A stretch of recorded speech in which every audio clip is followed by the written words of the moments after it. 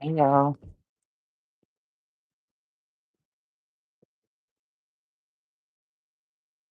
So this morning we are going to, and I hope y'all could hear me fairly well, but this morning we're going to explore a little out in nature and we're going to harvest some medicine. My Rookster has to say good morning, especially when I'm on the phone to talk. But we are going to harvest some medicine. I just want to put this disclaimer out there. I am in no way, shape, or fashion no way, shape, form, or fashion a medical professional. I don't have a medical degree, so I can't legally give you medical advice. I can only tell you what works for me. Okay.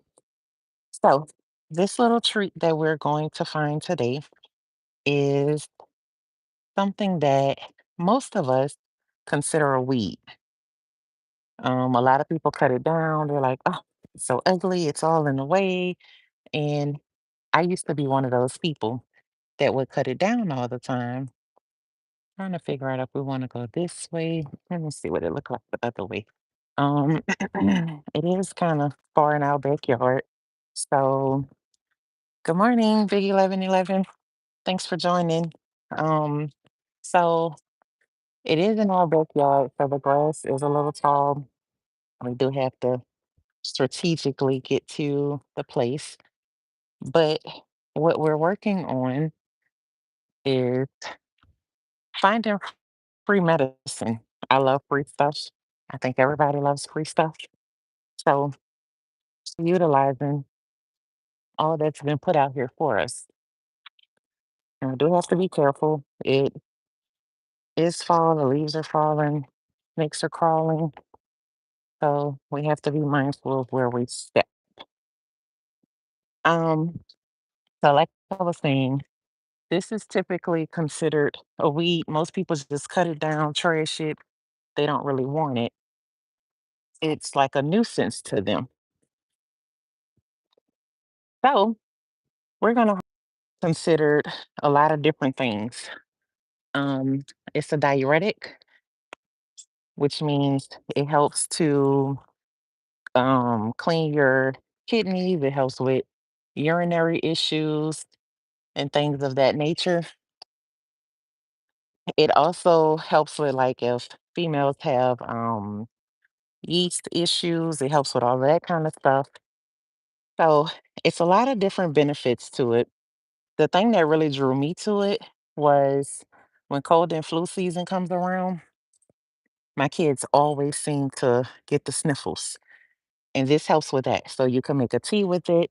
You can use the flour to make like different dyes for different projects. We do a lot of crafting. I've never done the dye portion, but I have done the tea portion. You can take it and make a salve. It helps with like small open wounds. It helps with that. It helps with arthritis. Again, I've never done that. Good morning. Um, Leechla, did I say that right? I'm gonna just call you Lee if that's okay with you. But it you can make a salve with it. It helps with arthritis. It helps with like small sores. It's a diuretic, so it helps with like kidney functions. Any sort of little any sort of little small issue with your kidneys. It helps with all of that. So without further ado, gonna flip this around. I'll have you guys in my AirPod, so hopefully y'all can hear me well. But I'm gonna let my daughter hold the camera from back here. Her grass is not as tall as where mine's is. And I'll show y'all what we're harvesting, how to harvest it, how to tell when it's time to harvest it, and what to do with it once you harvest it. And I don't think we're gonna get a lot from back here because these aren't completely ready, most of them, but okay, here we go. The big reveal. Ta-da! We have goldenrod. And this is an up close look at one. So the way that you know when it's time to harvest it is you want to make sure that they're all the way yellow. See, these are just barely opening up, so they're not quite ready to be harvested. It's tons of it. It grows, well, most people consider it to be a weed. So it grows like crazy. All this grows up every year and it looks like a big forest. Everybody typically cuts it down, but it has a lot of medicinal benefits. And if you're not a herbal medicine type person, you can use, see how pretty and yellow this is? You can use that to make like different little paints and stuff for your projects. So let's see. I know I said I was gonna hand y'all off to my daughter, but I think stay right there. The grass tall over here. I think we're gonna go back to the front actually, but this is what it looks like up close. And these aren't all the way around the other way. And as you can see, the bees love it. He's already out working it. So I tend to leave a lot of it for them because if I feed them good, they stay around pretty good and they'll help out with my garden. So we're actually going to go the other route. The other space gets a lot more sun than this area. So the other flowers are open a lot more. So do y'all have any questions so far? Did anybody know about the goldenrod flower? Anybody else use it? It's a little awkward. It feels like I'm talking to myself, but I see the little number that tells me somebody's in here. So hopefully somebody's listening and learning something.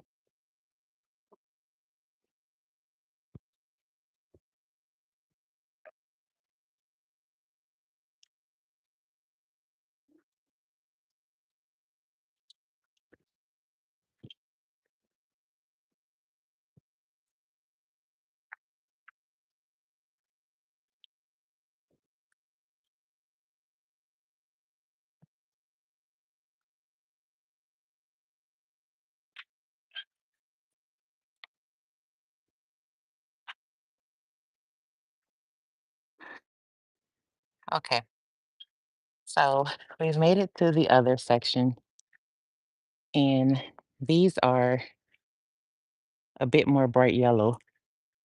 See that little patch right there? How bright yellow it is? Those are ready, like this one. It's all the way open, so it's ready. So you can see the difference. This flower is still closed, and this one's open. So this open one is ready to be harvested. So you can use everything that's above the ground. Now, all this down here, we won't mess with that because it's dead looking.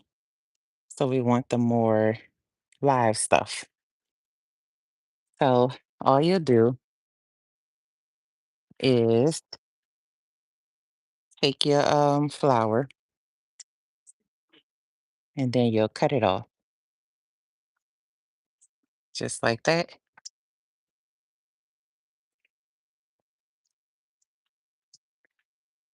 and put it in your bed. Hold on 1 second, y'all.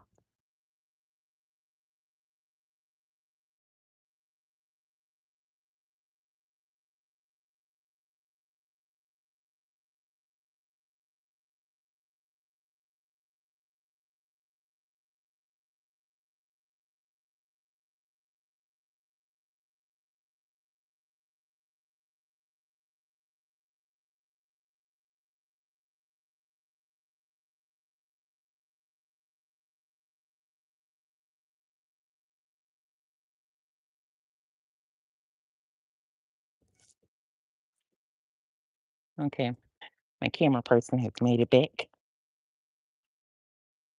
Hold that. So you'll look for the more open flowers like these. and you'll just cut them, put them in your bed. Now you can use the leaves as well, but how these leaves are brown, we're gonna skip those. We'll cut these, and don't worry about wasting it. Whatever's left over, the bees will come in, they'll enjoy it.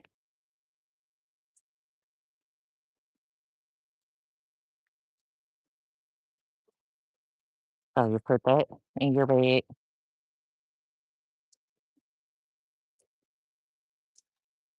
And I noticed the flowers that are, this is a quite shady area. So the flowers that are up higher are more open. So like with this, I would cut down. Like I say, you don't want the damaged leaves. You just want like the good stuff. See how these leaves don't have any holes and stuff? Now this right here, I would cut that off. And this, and this. But I'll shape it up more once I get it inside. The goal right now is just to harvest. So we'll harvest as much of this that's ready to be harvested. Looks like I'm still a little too early for most of it. But another thing, fellas, free game when you lay the eggs for flowers, perfect bouquet. See how easy that was? Look like I spent hours building it. So I see one tall one. Wait right there.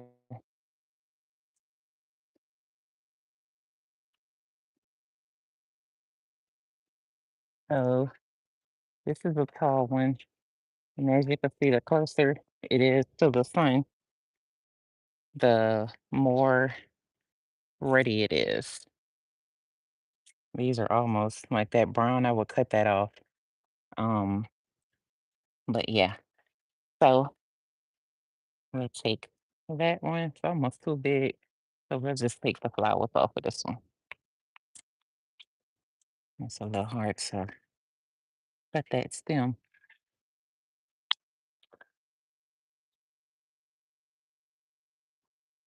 Okay.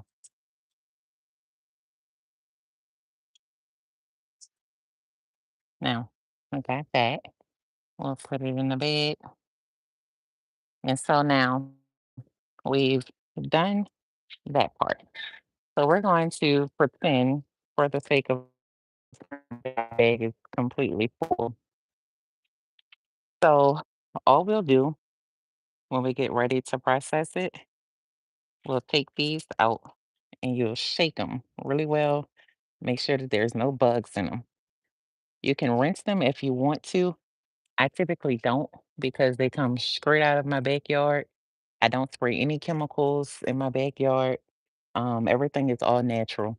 Even if I want to do like a weed killer, and I try not to do anything for killing weeds because a lot of what we think are weed are actually medicine.